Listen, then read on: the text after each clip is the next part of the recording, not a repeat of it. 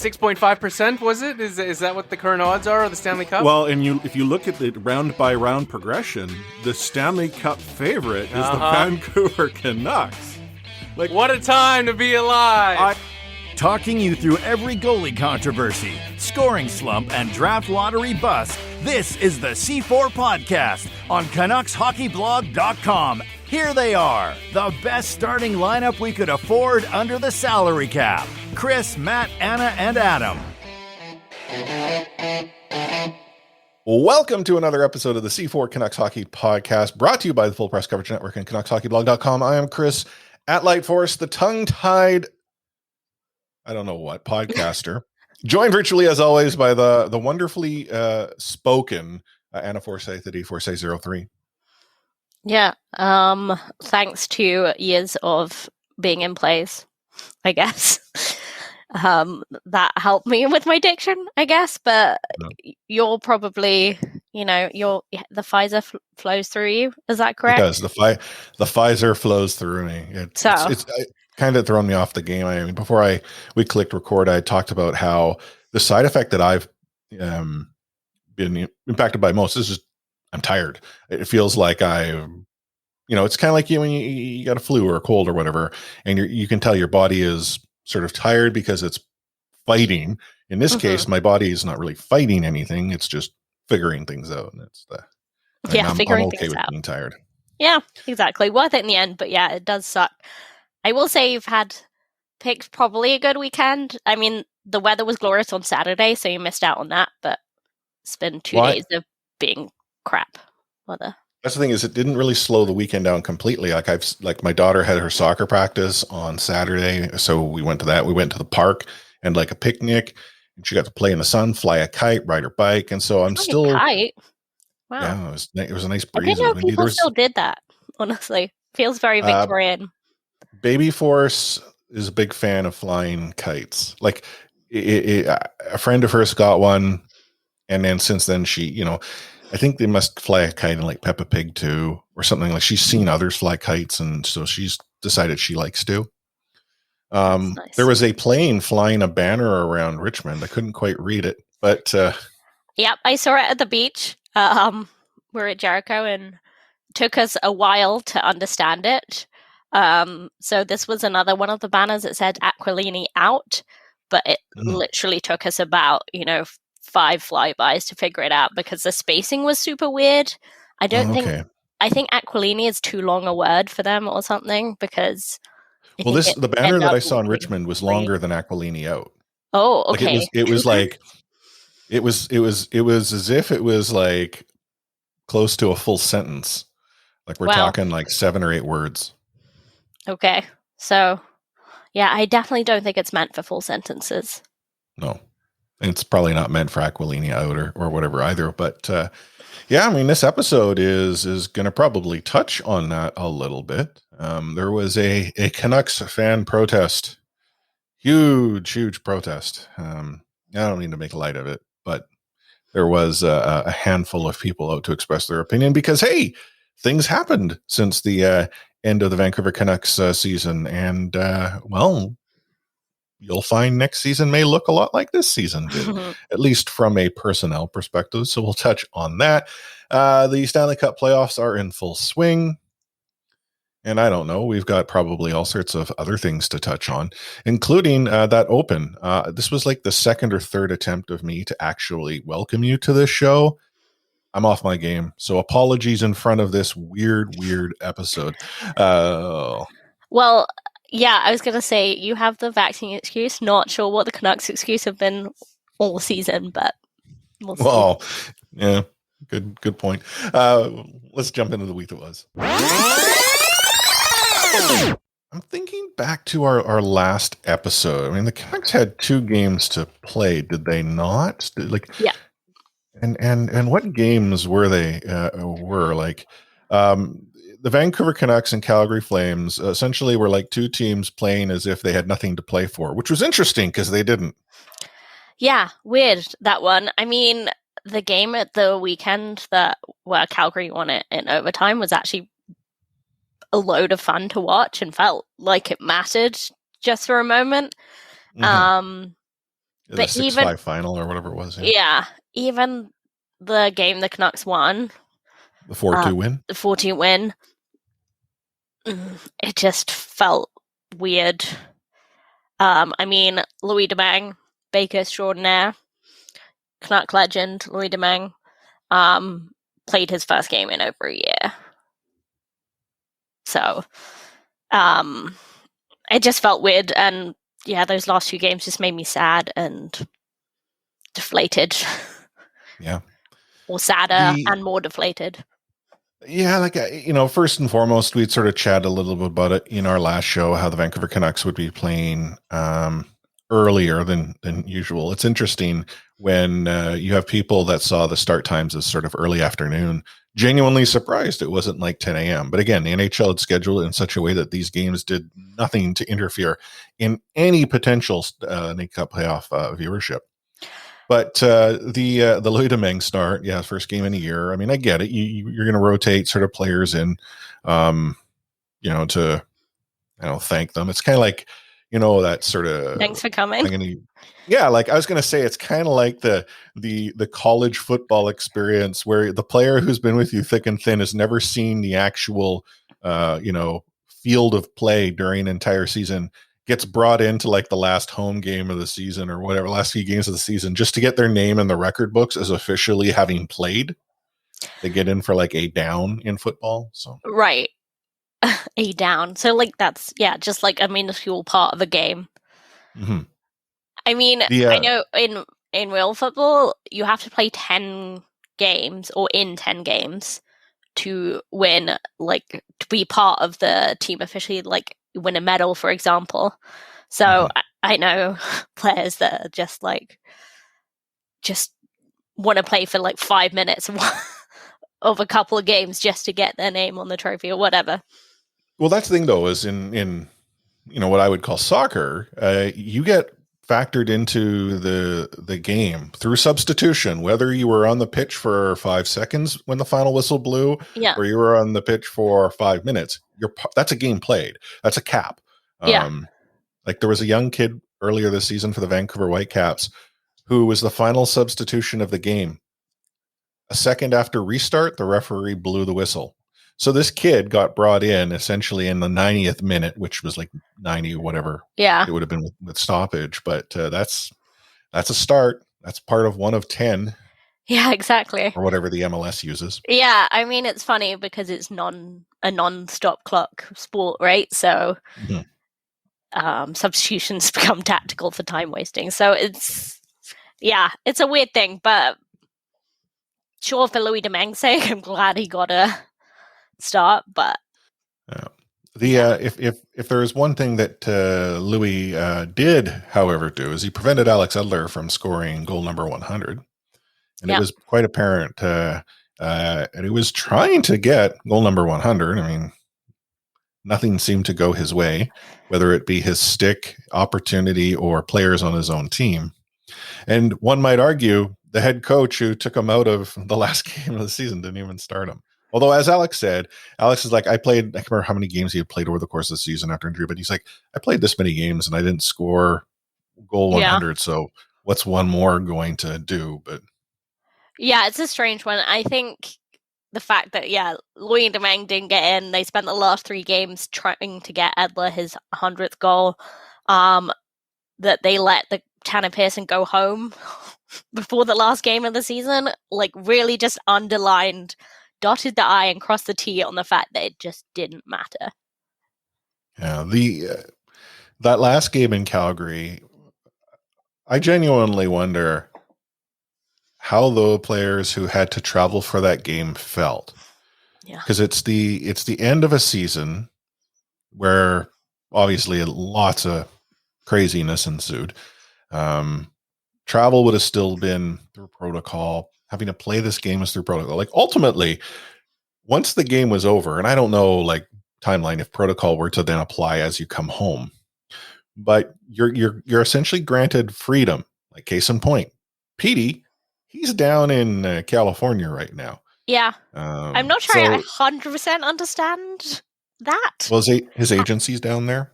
Yeah, but how he can he the US just doesn't have any quarantine anymore? Well, no, they do, but see, where this starts to sort of get skewed is he's not a Canadian citizen. No. So I don't know if yeah, actually, to be honest, I have no idea. But Okay. if Jim Benning can be an essential worker. Yeah, exactly. I don't want to start talking about things I know nothing about. So I'm not trying to rag on PD. Like, he's putting them all on Instagram. I'm sure it's above board. Well, even then, the United States, like, exactly. I don't know. I actually don't know about the state of California if they've completely opened up yet. But many states are like fully open, no restrictions. Like the state of Washington, I think, is going to be opening up pretty soon.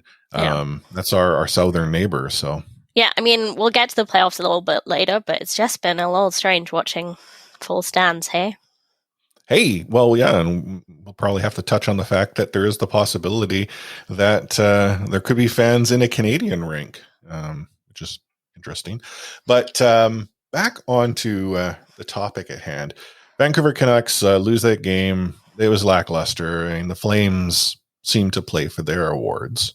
Whereas the Vancouver Canucks simply wanted to get through that game as quick as possible so they could get home and do their final, media availability for those that actually had a media availability, pack up their gear and get on their way. Speaking of media availability, Nate Schmidt wasn't there. Yeah. I mean, it's hard to know how much to read into all these little pockets of information we're getting, right? And we're just like trying not to make him out of a molehill, because Nate Schmidt has been a bright spot attitude-wise, at least. But like, it's been a really tough season for Canucks players. I mean, is there more to it than that? I don't know. Well, okay. I mean, in complete transparency, I have contact with a handful of people who I would say are better connected than I am when it comes to sort of the Vancouver Canucks. It's just something I've, been able to pick up over the course of the years. It's completely hearsay. In fact, I don't even know if you consider this hearsay, because it's me telling the story of what I've been hearing from those who've been hearing the story from others, like how many, steps in the telephone game this has gone. But the generally accepted belief is that Nate Schmidt hasn't had the most enjoyable year sort of from the get-go. So, like, if we think about this, he was traded to a team that, was probably on a different flight path than the one he was on. Yeah, right? Different trajectory. He didn't feel like he was best treated on the way out. Let's put it that way.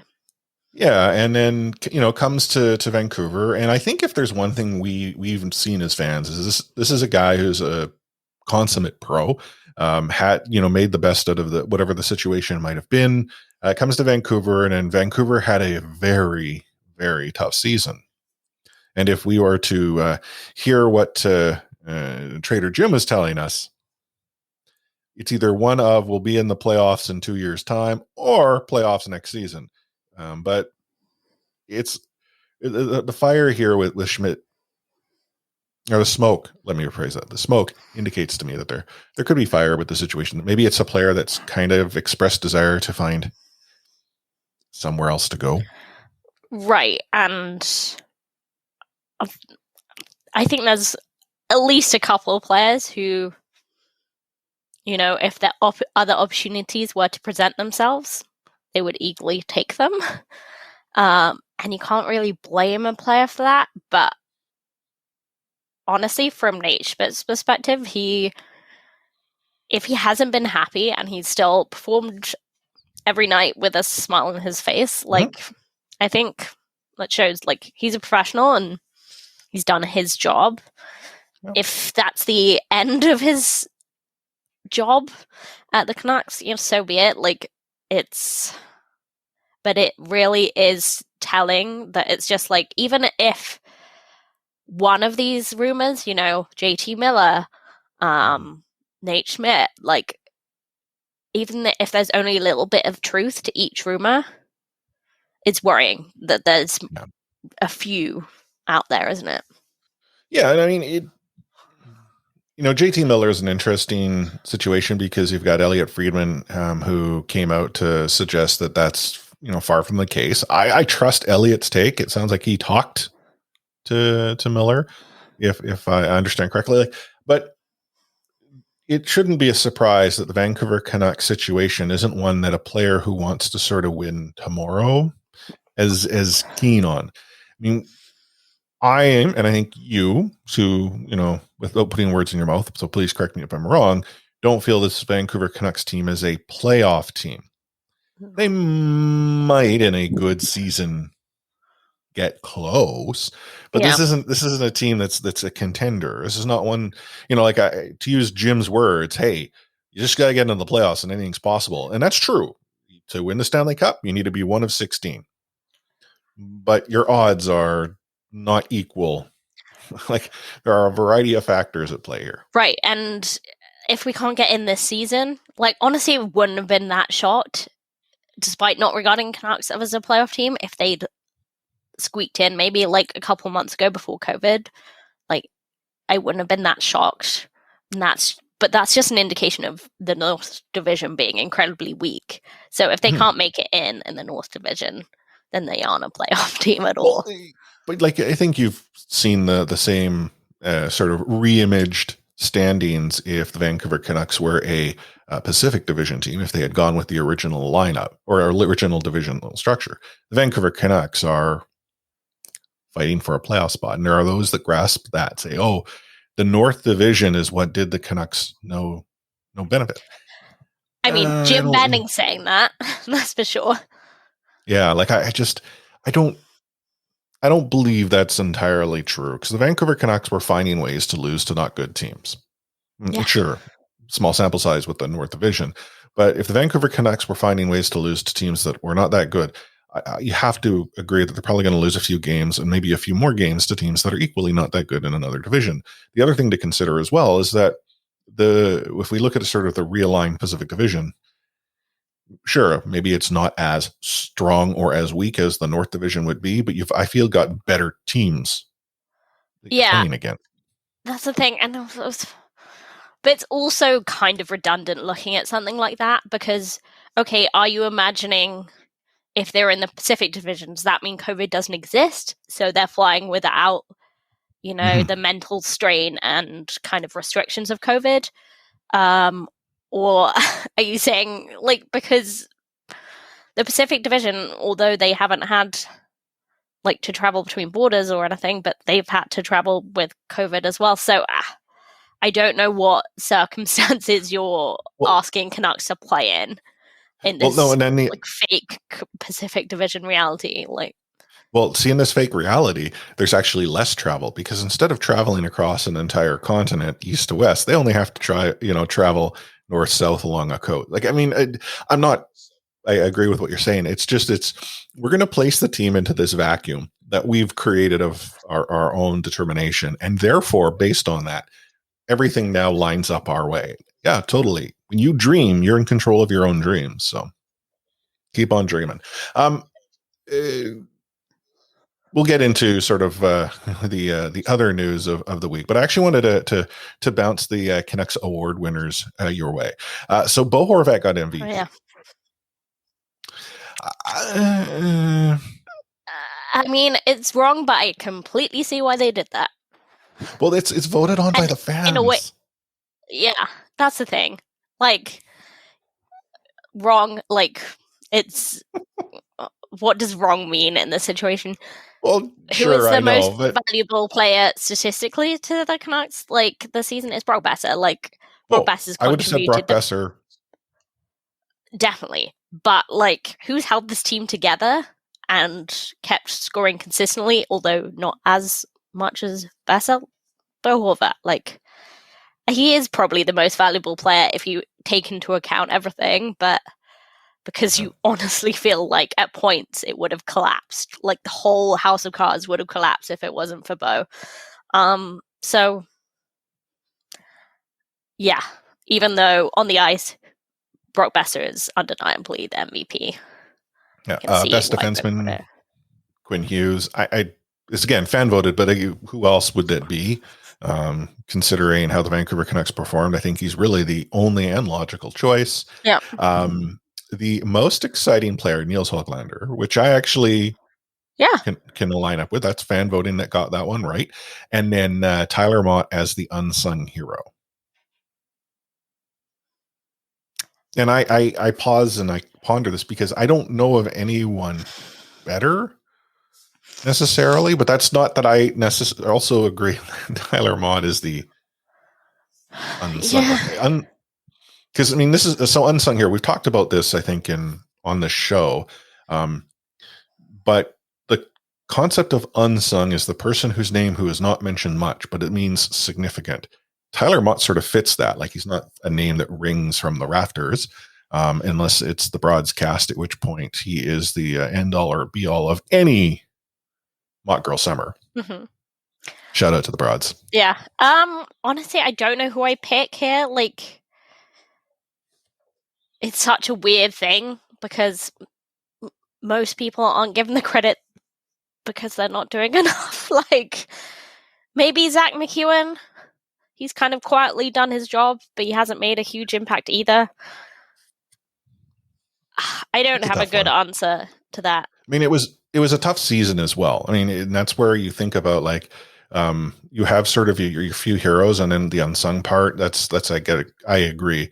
A little more difficult. The one award that Tyler did, however, get that I'm completely on board is the Community Leadership Award, or the Daniel Hendrick Sedin Award. Yeah. And if there's one thing that Tyler Mott has really been passionate about is mental health advocacy, and I am this award. I mean, there's obviously some really decent people in the Vancouver Canucks, but Tyler Mott is a really decent guy. Yeah, totally. His advocacy work is really important. So I completely agree with that one. And then the two statistical awards, Brock Besser is your leading scorer, and Thatcher Demko is, well, this one is not really statistical, but it is quantitative, most 3-star selections. Right. And yeah, honestly, Thatcher Demko deserves something. So. True that. Okay, so now that we've got that out of the way, if for some reason you've been hanging out, maybe offline, disconnected from the world, and you happen to be a Vancouver Canucks fan, I hate to break it to you, unless you're a big fan of the way this organization has been going, at which point, congratulations. Jim Benning got a stamp of approval from ownership, and he then was empowered to go and bring Travis Green back. Travis is back on a 2-year deal, which I think, if my math adds up, lines them up to the end of Benning's deal. So at least this way you don't have the potential of one twisting in the wind over another anymore. Sure, but I actually okay. I don't have an issue with Travis Green coming back. I know there are some of our listeners who do. They're not big Green fans, but I have no problem with Travis Green coming back. In fact, the Vancouver Canucks taking as long as they did to bring Green back makes very little sense to me. I get that there is the possibility that ownership hamstrung Jim Benning's ability to do anything as they conducted whatever the heck the review was and however long it took them to conduct it. But as soon as they've come to the realization that they're not going to move off of Jim Benning, that's when they allow him to go do whatever he needs to do. And hey, he brings Green back. I'm genuinely curious. Why doesn't Travis Green explore potential? Like, word on the street, the Seattle Kraken, if he was not coming back to the Canucks right away, they were picking up the phone and giving him a call. And I can't imagine they would have been the only team not to knock on his door. Right. And I think Travis would have talked about it. We know his family isn't here. He would have been slightly closer to his family if he went to Seattle. But I do truly believe that, I was going to say Travis loves his job. Maybe that's the wrong way to put it, but I do feel like he has a lot of belief in this group of players. It might not be all of them, but I think there's a lot he's believed in, and he's been and seen through development from his time at Utica through to the Canucks that I I think he has a lot of work that he's proud of, and he wants to continue doing that and doesn't want to admit defeat in a way, even though no one would have blamed him.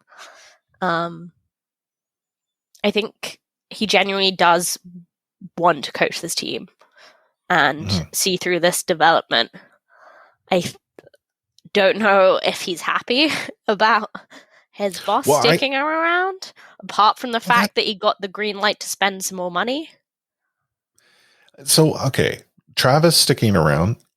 Okay, I as I say, I have no problem with that. I like him as a coach. The thing about this, though, is if he wasn't happy, why'd he sign? Like, in my mind, he had opportunities with other teams. Now, I get it. There's no guarantee those opportunities actually come to light, and then suddenly you find yourself no longer employed as an NHL coach because you left the Vancouver Canucks, who moved on without you, and who knows who they either promote from within or find out there. But I'm not buying into Jim actually having the ability to spend money. Or let me rephrase that. Maybe he's been given the green light to spend money, but Jim doesn't actually know how to spend money well. So, yeah. Well, the thing is, Travis Green has only signed a 2-year deal, so it's not like he kind of been holding out for term. He was holding out for money, so like... He could have. Well, that's the thing, is whether he was holding out for term or not. The Vancouver Canucks, I don't think, were in a position to offer it to him. Right. I would almost hazard a guess that Jim Benning was at maximum authorized to provide Travis a deal equivalent to his. Because if Jim gets let go by this ownership group, which doesn't seem likely or possible, but if Jim gets let go, the next GM that comes in, we may wish to have flexibility to have their own coach in place. And so if you're ownership, you don't want to have to pay too many people not to work for you. Yeah, I get that, but the amount of money they've invested in Jim already, it's just the sunk cost fallacy. Like, you're just going to keep sinking more money into Jim for it not to work out, and in the long term not to benefit you, because you're not going to get to the playoffs that way. Yeah. I get it. That in the effort. Yeah, you made a mistake, but correct that mistake. I honestly think that an incoming GM would be fine with Travis. He's one of the most sought after coaches in the league. Almost was the most sought after free agent on the league. But I think they've once again just gone for the cheapest possible option, which was offer Travis slightly more money and get him to sign for 2 years. And if you're Travis, yeah, maybe you take it and see what you can do, but you're not stuck there for the long term. Well, again, time will tell. Maybe this team is a lot closer to being a playoff contender than you and I give credit to. Maybe there's something that Travis Green knows more about. Maybe there's something that Jim Benning actually has a level of genius that he's not given enough credit to. And ultimately, all it comes down to is probably that desire to continue to practice their craft. But you know who else doesn't quit practicing? The greatest hockey players in the world. They never stop practicing their skills to improve the game, and neither should you. The ICBA trains thousands of workers every year on everything from Excel spreadsheets to excavating trenches. From personal leadership skills to construction estimating, from fall protection to effective management skills, and 500 other courses. Online, on demand, webinars, and even COVID-safe in person, ICBA has an option for you and your busy lifestyle. Start climbing the corporate depth chart by sharpening your skills today. Check out icba.ca/courses. Take hitting out of the game. You can't hit anymore, so don't do it. The unsportsmanlike conduct, I want to get an explanation on that. No kidding. Because how do you get suspended for unsportsmanlike conduct? Plus interference. There's no interference there. He had the puck. Now, Madison never ever did that before. Now, why did he do it? Because he was mad. Well, your early favorite for the Calder Trophy, that's for sure. Elias Pettersson, you might even say your early favorite for the Hart Trophy. Just to get back to your question, Elias is going to play plenty. He didn't play. He's going to get a lot of power play time. And, yeah, I'm concerned about our offense. We lost 200-point players, and we've got to find a way to score. How much playoff hockey have you been watching there, Anna? I've been watching a bit. I haven't I don't know if I've watched a full game. I just keep tuning in. I'll be in the middle of something and I'll see a score of a game and go, oh, that looks interesting, and I'll watch a period or 2 periods. Today, Monday, I've been hopping around, seeing bits and pieces of stuff. But I've seen pretty much all the goals. I usually check out the goals, the highlight packages. But yeah, it's kind of soothing in a way to know that, real skilled fast hockey is still available. Wasn't sure it was after watching the North Division. Yeah, well, first of all, sure, real skilled hockey is available, but I can't say I'm that invested in the playoffs. Now, we've talked about this in previous shows over the course of the life of this podcast, but I'm a Canucks fan through and through, and the difficulty I have is I don't have that sort of emotional investment in hockey outside of what I see with the Vancouver Canucks. And exacerbating sort of this season is the fact that it's just been such a rough year that I moved on. I think I moved on before the end of the Vancouver Canucks season. That said, what have I seen? Well, I've seen the St. Louis Blues lose 3 games late. And I don't say lose late. I mean, I've watched like the last 3-4 minutes. It just seems to be that they would be playing and the Avs will beat them. In fact, eliminate them. I saw that happen. Yeah, I mean, that's good. The hockey gods do provide us sometimes. Yeah, I saw a little bit of the Oilers and Jets clash, or this would have been this weekend. They're currently playing an elimination game as we record. And Jets are 2-1 up. So, again, the hockey gods may provide us again. I was of the opinion that, or let me rephrase that. I was told that my opinion should be Connor McDavid was going to eliminate the Jets in 3. Honestly, I saw the Oilers lineup today, and I thought the Canucks were thin, and they are, don't get me wrong, but just the Oilers have one line. They literally have, I mean, it's a heck of a line, but it's one line. Zach Cassian is on their second line. See, this is the thing. I mean, it's been woefully apparent if you're an Oilers fan or if you've sort of been watching the Oilers from the side. To your point, they're on one line. There's a reason why 2 players on that team are often either in the first, second, or third place of NHL points leaders. It's because they're the only 2 people that actually get points for the Oilers. Yeah. So all you need to do to succeed is to slow those 2 down and or prevent them from being on the score sheet. And then you've suddenly found yourself playing against a team that is much like the Vancouver Canucks. Yeah, but the Oilers went through second. They didn't scrape into the playoffs. They went through second. The North Division, what can I tell you? Yeah, we are just loving on the North Division today. Yeah, I mean, I completely get what you're saying in terms of investment. I'm keeping track of the scores. I'm interested in narratives, but I definitely don't I obviously am not going to be devastated when a team I vaguely like loses. Yeah, I like Colorado. The Avs are such a good team. This is the type of team that I wish the Vancouver Canucks could have been. Yeah, and I also hate Colorado because 1, they have such a skilled, fast, young team, and 2, they're owned by the Cronkies, who are just evil personified. So not a big fan of the Avs in some ways, but they're great to watch, has to be said. Yeah, I mean, you look at the Colorado Avalanche, and then you compare sort of the Vancouver Canucks over the rebuild, retool, whatever the heck, re-image years. These were 2 teams that could have been on very similar, paths. One took one direction, the other took the other, and suffice to say, one's doing just a little, just a tiny bit better than me. Just a tiny bit. Just a touch. Very close. Very close.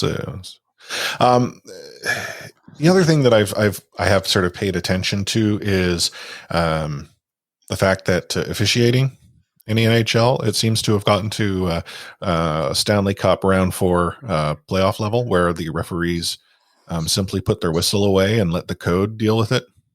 Yeah. Although we've already had two suspensions. Okay, so that or is that Nazem more? Kadri. Two that I've noticed. Nazem Kadri, Josh Archibald, is that his first name? Plays for the Oilers, just got suspended a game. There's been some fines. Yeah. But the Nazem Kadri, I mean, for Kadri does this, it's sort of his thing. He got 8 games in the first round. So based on the DOPS math, that is a 16-game suspension in the regular season. Honestly, like, that's bold, but you do wonder if it's just, like wheel of justice again, because there's been it totally is a wheel of justice. Really nasty hits. The thing... Okay, well, there have been some nasty hits. There's also been, like, when we say nasty, I'm going to use this term, like Tavares. Perry, if you look at that, it's a bad hit. It's not Perry.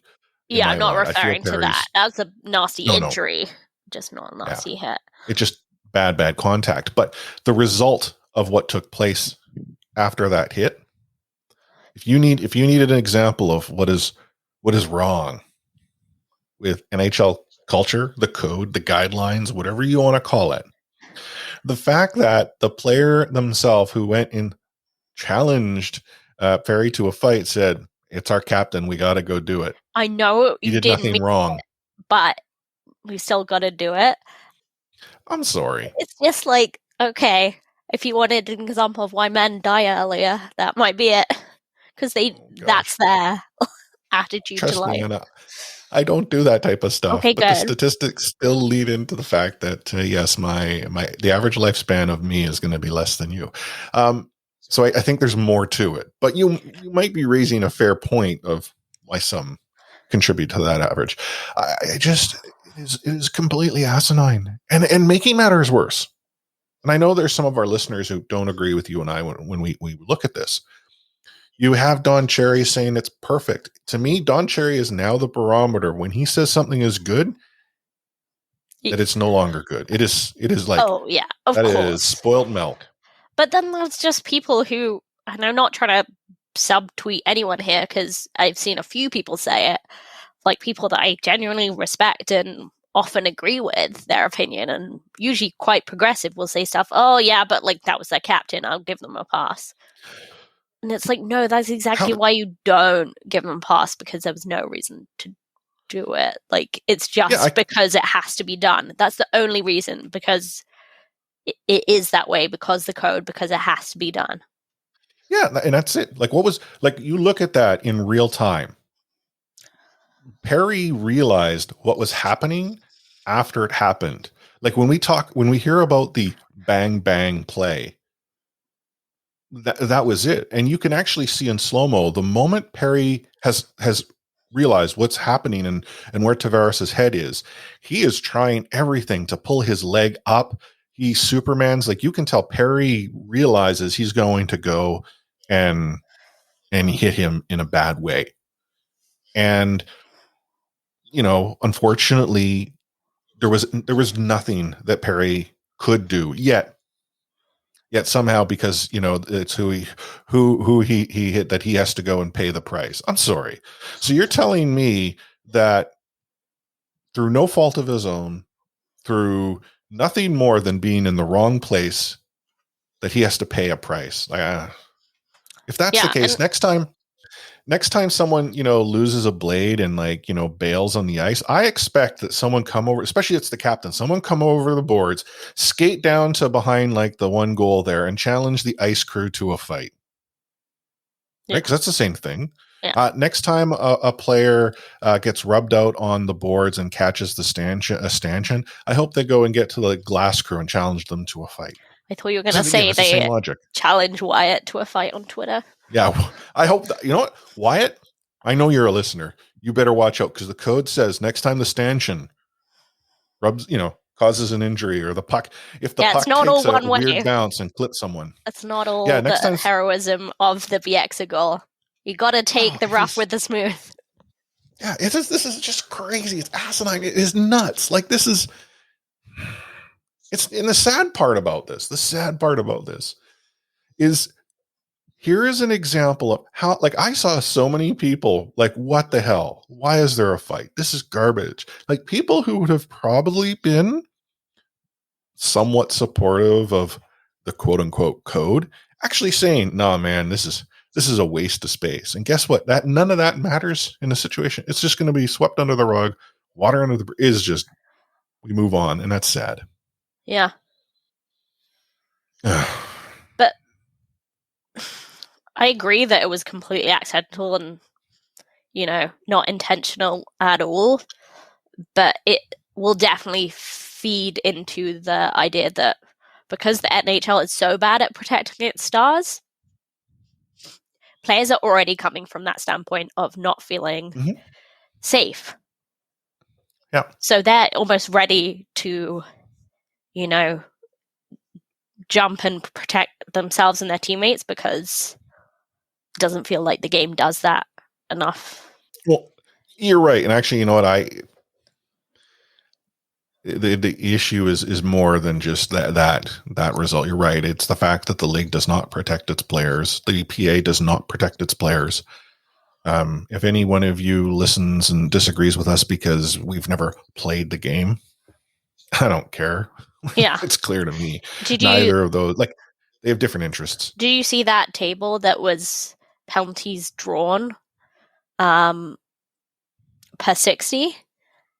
No, I didn't. Okay, so it was basically the NHL's top scorers down one side, and then the last column was penalties drawn per 60, and it was just so low because they're not getting protected. They the NHL just has no idea what its best product is. Sometimes it thinks it's fighting and chaos because that gets it clicks. But those fans are not buying season tickets. They're not coming back next year and buying a hockey package on their cable. Those guys will watch a couple videos on generic sports website and say hockey is crazy, and they don't come back. The thing about this, and I often actually will see people who will look at this and they'll tell, there are those that will tell you, oh, those are players they're just trying to draw penalties. They're not actually getting calls because there's no calls to be had, which is BS. But they'll then make the comparison to soccer. Oh, look at soccer. They just dive. They dive all the time. You know what? Yeah, I actually agree when it comes to watching soccer. There's a lot of gamesmanship taking place when a player feels contact in a certain position. I refereed, not at the professional level, but I refereed youth and adult play here in BC. I officiated provincial championships, and it's a tough job where players who are trying to use the rules to protect them to their advantage. But I would much rather that be the issue, because what you're doing is you're swinging to empower skilled play over eliminating that from the game whatsoever. And that's where I think hockey has reached. I'd much rather, it be a problem that you've over officiated, because you can fix that. Yeah. To under officiate. Yeah. That's when the code comes into play. Yeah. And that's where you get serious injuries and honestly bad hockey.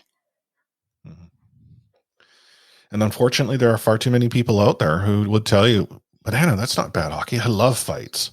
I love the hitting. I don't want it to be taken out of the game. I don't think you and I are saying let's take hits out of the game or take contact out of the game. We're not at all. It's just play within the boundaries and the rules of the game. Kerry Fraser's autobiography. It's a good read. And it's interesting how he talked about sort of how his game management style was applied to officiating. And he even talks about, I told this player, I saw this, and this is what, don't do that again. And he talked about, these players respected me. The thing about that is that here was a good example of players who might have been trying to draw a penalty, and he would tell them, no, I got you. Well, if that's the case, if that was truly the problem, why not have more of that? have that opportunity. Instead, the reverse is just don't call. Like, I don't know. I mean, I'm not saying Carey Fraser's right, but I just feel that much more needs to happen in the NHL. Yeah. Anywho, obviously in a week's time or 2 weeks' time or whatever the heck it is that we record, because we'll talk about this at the end of the show. We're getting into the off season and our schedule will start to adjust. Who knows what more will have happened in the NHL postseason. But we'll take ourselves a short break. You're listening to the C4 Canucks Hockey Podcast on CanucksHockeyBlog.com and the Full Press Coverage Network. He liked to say the F word. Oh, then get the here then. Okay, see ya. Is going to have the F word on it. I wish I could give you an explanation about it. I can't. You, out of here. You said the F word, Dad. You called me the F word. I'm writing a thank you for your support during what has been an incredibly strange, difficult year for everyone, and to explain why I'm confident you'll see a much better Canucks team next season and beyond. What the actual F, Francesco? I mean, his sense of timing is just always spot on, and he always comes across as sincere. So this is okay. Some history here. When I saw this come out, I had to read it a few times and look at the account that was tweeting this letter to season ticket holders, because there ain't no way I wanted to get boothed. And Booth, I gotta genuinely ask you, Anna, how has Booth's account not yet been suspended?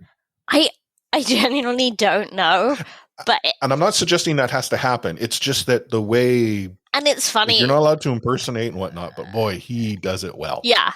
Because the thing is, what I enjoy... Or she, I don't know. They.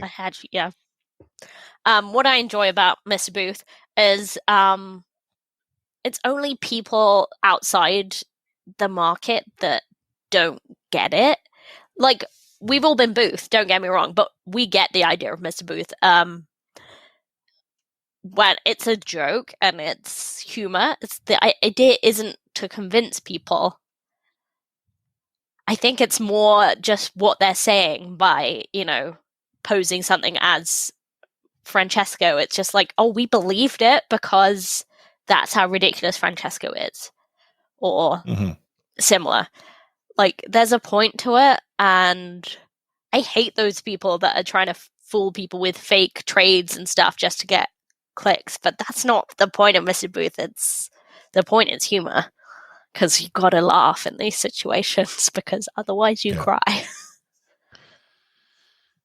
Yeah, but the funny thing about the Booth letter and the actual Francesco letter is Booth said many of the same things Francesco did. I mean, outside of the fact we've let Jim go, but the problem with Francesco's letter here is it comes across as, in my mind, completely misreading the room. Like, he talks about, being disappointed in a 2021 season, which I don't think, it would be actually shocking if he and the family and ownership or whomever wasn't. But then to start to go and discount it. Oh, many factors were beyond our control. How many times have we seen in the past, how many ever seasons, injuries. Like, there's always an excuse. The factors beyond our control, the schedule. Now it's the pandemic. The cap. The fact we're playing in the North Division. Yeah, like it's like, oh, here are all these excuses, and how he's going to, as ownership, going to provide Jim and his management team the full resources to take the Canucks to the next level. That scares the living daylights out of me. Like, this is so why I'm not actually against ownership loosening the purse strings. Like, if they've gone and tightened the purse strings on Jim, that might have created some of the problem. But I think I've said it quite clearly. I don't see Jim as the guy to get the Canucks out of this mess. And the scarier part is you've given the guy the opportunity to find a way to get this team to the playoffs quick. Like, I'm half expecting some craziness to take place this offseason that doesn't work out well for the Vancouver Canucks long term.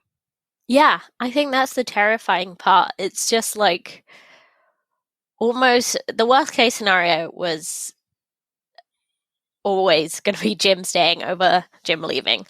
But like, honestly, it would be a better case scenario if they were like, Jim vote of confidence in Jim. He has time to retool and rebuild. I'm like, at least that might have been a more sensible approach. Not guaranteed, of course, but because Jim Benning. But the fact that they think we're just like half a step away from being competitive, that truly scares me. Yeah. It's just, it's surreal. And you know what, I guess I have to consider, like, what else was you going to say? Right? Like, this is an ownership group that had allowed, essentially Travis Green address the situation with Jake Virtanen. And we didn't even talk about this episode. I mean, that's its own WTF moment. Jim Benning referring to the situation and completely discounting not only the situation, but the victim. Yeah. Who was involved. Like, but that's it's just that's its own episode. Yeah, completely. I mean, the fact Travis Green shouldn't have had to talk about it.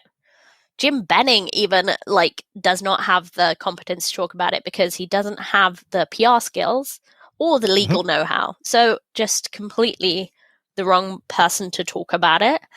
They could have Chris Gear. Chris Gear would have done a better job because at least he would have known the legal ins and outs of the situation. I don't even know. I've read interviews with Chris Gear, but I don't know how his PR skills but like would have been he's accurate. A lawyer, is he not? Yeah, exactly.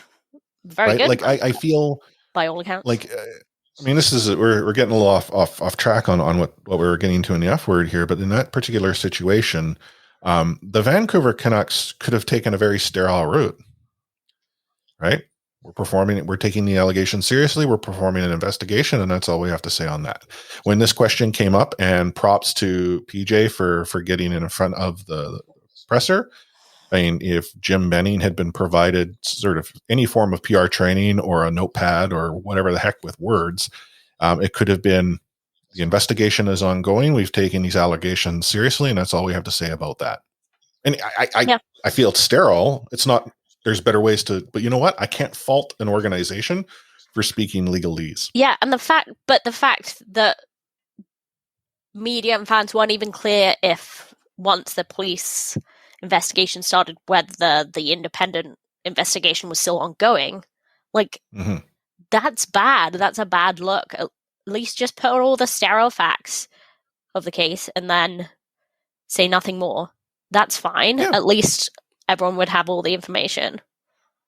It's just, I mean, but this is just another example of a management operation that had there's so many different little fires. There's so many gears that have completely rusted. It's not a well-run organization. And then going on in this letter, this sort of final statement, if there's one positive in this letter, please get vaccinated soon.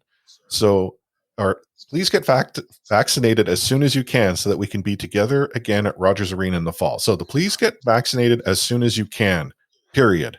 That's a real good statement. But he didn't put a period there. He said, so that we can get together at the Rogers Arena in the fall. One thing we learned this year is how much our players rely on your enthusiasm. The ranks are not the same. Oh boy, Frankie. You are thankful Vancouver Canucks fans were not in that barn. Oh, yeah. Season. In fact, you should be thankful that there is a couple of months that will allow for the fan base to maybe simmer down a little bit. But I think there needs to be a reckoning to truly understand that even if you were to go and discount the small number of fans that showed up to protest at Rogers Arena, you had a small number of fans willing in a pandemic to socially distance and come down and express their opinion outside of the rink because they feel that they're flying banners. Yeah. These are things that are happening because there is enough passion right now. If there is a positive take from this is you haven't actually gone and, completely extinguished the passion of fans in Vancouver. Love me or hate me, just know of me is probably what's important. But by goodness, I don't think you understand what's going to happen. It's not going to take a whole lot of time before things go, if they go askew, for people in that barn. Yeah. To let you know all about it. Oh, yeah. I think it could very quickly go off the rails once fans allowed back in the arena. And what I'm worried about is, are they thinking, okay, but we've got a summer to make some move to try and encourage the fan base that we're going somewhere? I genuinely don't know how. Like, if they think that, we're going to trot out deals to PD and Quinn, and we're going to celebrate those, and people will rally around that. No, man. People expect you to have PD and Quinn in the lineup. That's it. So you don't get like the attaboys for getting those deals done. Really, expectation is PD and Quinn come back, but there is a good segment of people who worry, is there a scenario in which one of them does not, through a variety of ways? How many people are talking about the potential of an offer sheet for PD? I don't think offer sheets will be thrown that way, but because in the NHL, no team wishes to use one because the code says you don't. But could Jim go and trade one of them? I mean, I don't think he's that dumb. They're gonna. You give him a lot more credit than I do. I just think what they're gonna do is sign them both to bridge deals keep the problem down the road to the next GM. So is PD and Quinn. Yeah.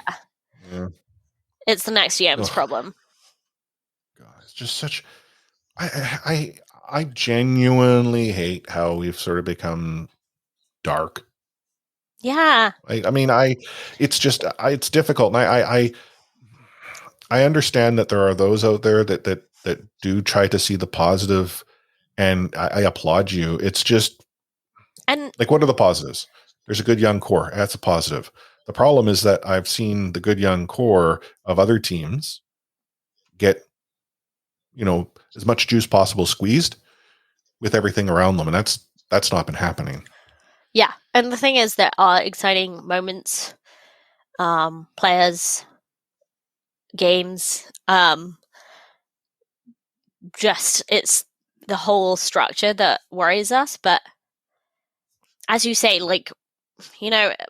Botch says, I can't wait for it to go the other way. We're the exact same. We want to be this promising team. We don't revel in being bitter and dark.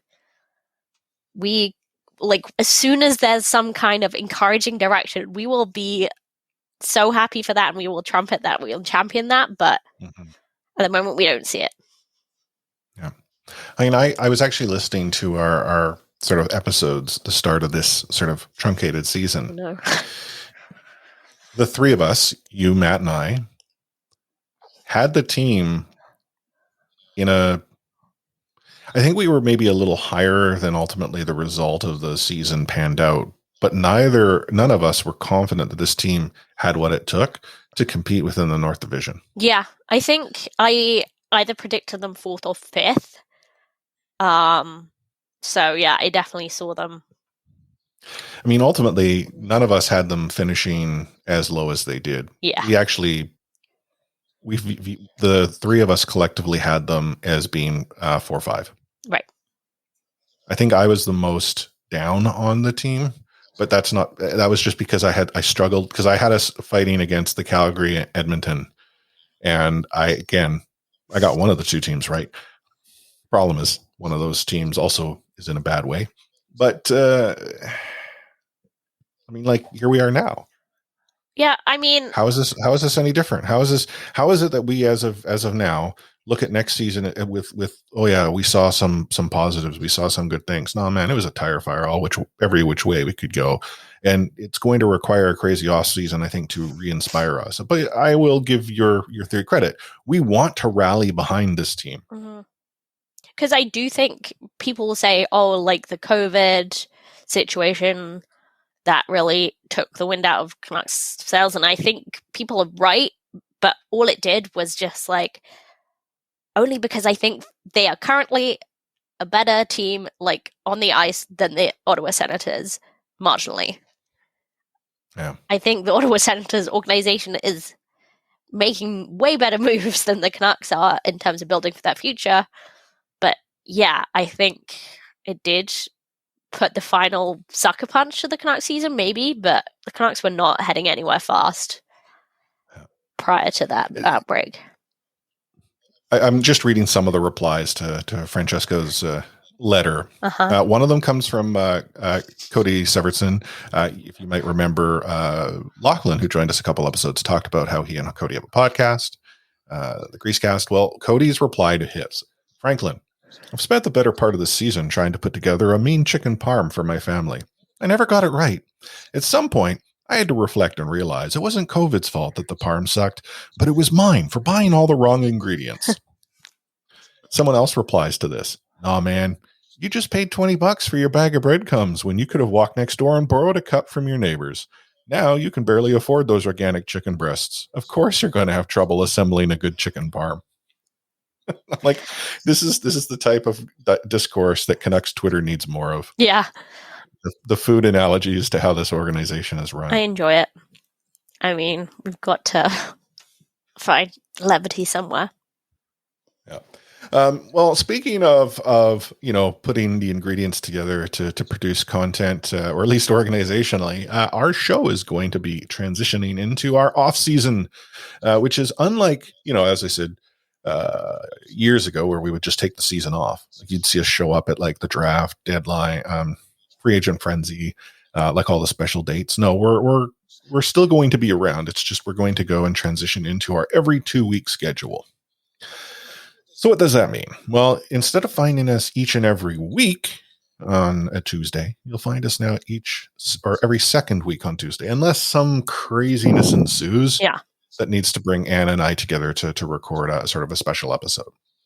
If you happen to be a patron of the show, listening in and above, which is $5 Canadian a month, you actually will get access to OTR Off the Rails, which you always have had. But our recording schedule will allow for you to get content from us, Anna and I. I was going to say you and I, but to our listeners, you is Anna, each and every week, weekly. So it doesn't really change for you. I get that it's maybe a little bit less than y'all want, but and it's a little different. It's the off season. But I think you'll appreciate the hockey break in between. Our show will also transition a little bit. It'll become a little more OTR. So for those of you who joined us this season who may not have gone back into our back catalog, when the off season rolls around, we tend to have a little more fun. And not that you and I don't have fun, Anna. We have lots of fun. But we are going to go and probably talk about different things other than the Vancouver Canucks, other than just the NHL. We'll get different guests and different voices to join us. Yeah. We're just going to have a good time. And we've got some things in the works, little irons in the little fire. things here and there. Not only to get some pretty cool people to join us in the near future, but then to kick off the start of our next podcast season. So this will happen. I'm going to presume NHL resumes into sort of what it would normal schedule would become September. So stay tuned. Lots of cool things. I mean, this is the longest running Vancouver Canucks podcast. I've been doing this now for I don't know how long. And I've been taking I've self-acclaimed myself to be like some leader of Canucks Twitter just because I can. Yeah. But no, I mean, Anna, you've tapped in. Was it 2 years ago now? 3 years ago? I think full time. 3 full seasons. It's been 3 full seasons, at least. But yeah, it's the Chris and Anna show, and we're going to kick things up a notch next year. I just don't want to break the news yet because you got to build into it, right? Yeah, as good shows do. Speaking of building into things, you'll notice that we've started to tweet out some stuff like, hey, give us a review. And a friend of the show, Lisa, she actually retweeted her review from a year ago and just re-upped the offer that Anna and I can go down and grab a beer and watch a Kraken game. Yeah. And I can't wait. We'll take her up on that offer. C4 on the road is going to happen for sure, but when and how, we wait to find out. I think we should do something up where we actually even record a podcast down in Seattle. Yeah, we should. Right? Like I could go, I got the gear. I can make it portable. We can make this work. I don't know. Again, the borders when they open in 2037 or whatever it is. Exactly. That's our limiting factor. But yeah, no, we'll have to make that happen. We got obviously new friends of the show down there with our Sound of Hockey friends. Yeah, exactly. So maybe get them in on the action. Yeah. Biggest rival. But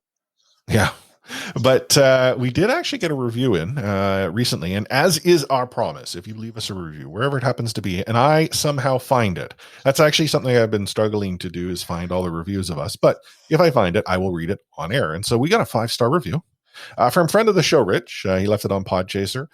His words were, the first Canucks podcast I ever listened to, and I haven't found a reason to check out any other ones. Chris and Anna always do a great job. Well, thank you, Rich. I actually encourage our listeners to check out the podcasts. You'll find some that you like, some that you don't. And that's okay. There's lots of voices out there, but as much as C4 is the best, and we always will be the best mediocre Canucks podcast, obviously, there's some good mediocre ones too. Yeah. I mean, we have like friends of the show, broadcast, friends of the show, Pucks on Net, friends of the show, Creasecast, Trust the Process, Creasecast. I mean, and we're listing off here. There's Point Shot. I mean, there's so many out there. Canucks Conversation. Oh yeah. I mean, personally, Canucks Conversation has reached the level they don't need us to give them shout outs anymore. They should be giving us shout outs. I actually did listen to their show yesterday, and they did.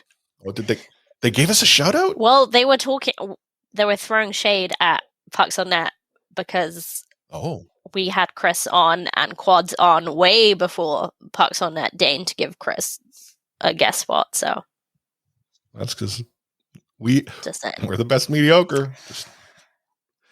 Oh man. So I think I've made it very clear. I have too many podcasts in my rotation for the non-commute I have, and that's where I listen to them. So I just Canucks Conversation is one I listen to periodically. I actually listened to the Broads just this past week. They're still in my rotation.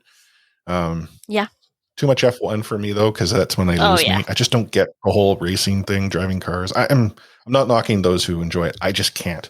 And it's all racing. It's not just F1, Indy, NASCAR. Yeah, I completely agree. And also when Georgia and Mal, and they know this, have terrible takes about Arsenal kit. I saw that on Twitter. It's fine. They're just wrong. Take them to task. Take them to task. Oh, speaking of Pawn, I want to give them a shout out. Pucks on Net had their 300th episode.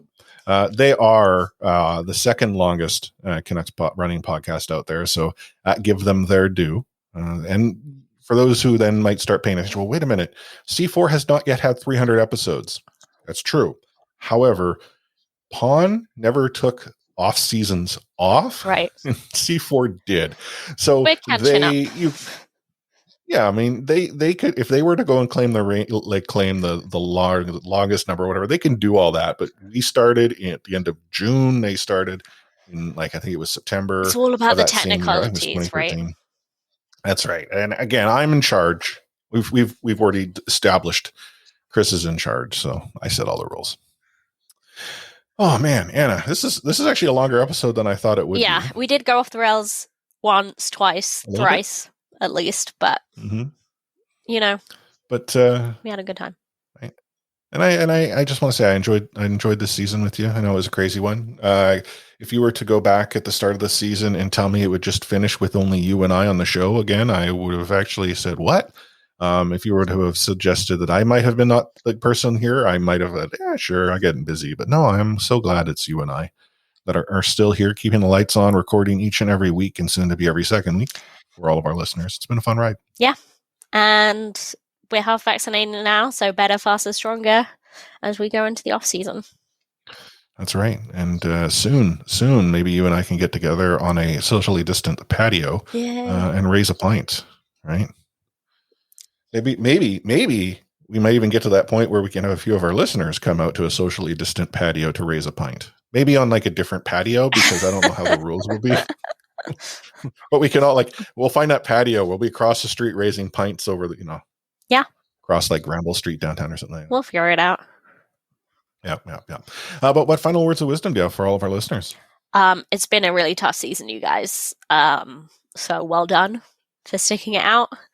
If you watched all 56 of Canucks games, I mean, one, do we need to perform a wellness check? But also, well done you, but we made it, and Jim is still there, but Travis Green's going to be back, so who knows, maybe things will get better. So confident. So I was going to say, you're so positive there, Anna. That was just I don't know how to handle that. Hashtag Benning bro. Well, okay, that sort of ties into what my final words are going to be, and it's actually already been shared on Twitter, but I'm going to share it here on the show. As a host of the longest running Canucks podcast and self-professed OG of Canucks Twitter, the final determination of which fan opinion being right rests with me. After long and thoughtful consideration, here is my ruling. Right is relative, and your opinion is yours.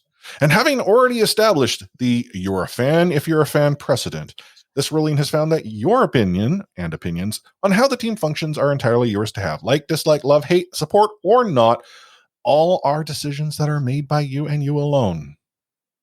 And for the record, I want a front office change in Vancouver. No, I do not believe Jim is the guy who leads the Canucks to the Cup. Yes, I will remain a fan of the Canucks regardless, and whether you agree or disagree with any of those points, we can all still be fans. That was quite smart. Gatekeeping sucks. That was smart. And measured. But just to provide balance to your balance, if you ever talk smack about the team, you're not a real fan. Oh. And that's coming from me, who is also not a real fan. Oh man, that should be our hashtag. Best mediocre, longest running, best mediocre, hashtag not real fans. Hashtag not a real podcast either. Awesome. Well, on behalf of Anna at A4603, myself, Chris at Light Forest, you can find the C4 podcast on every podcast app out there. You can find us at c4podcast.com, CanucksHockeyBlog.com, and the full press coverage network. By the way, we're out.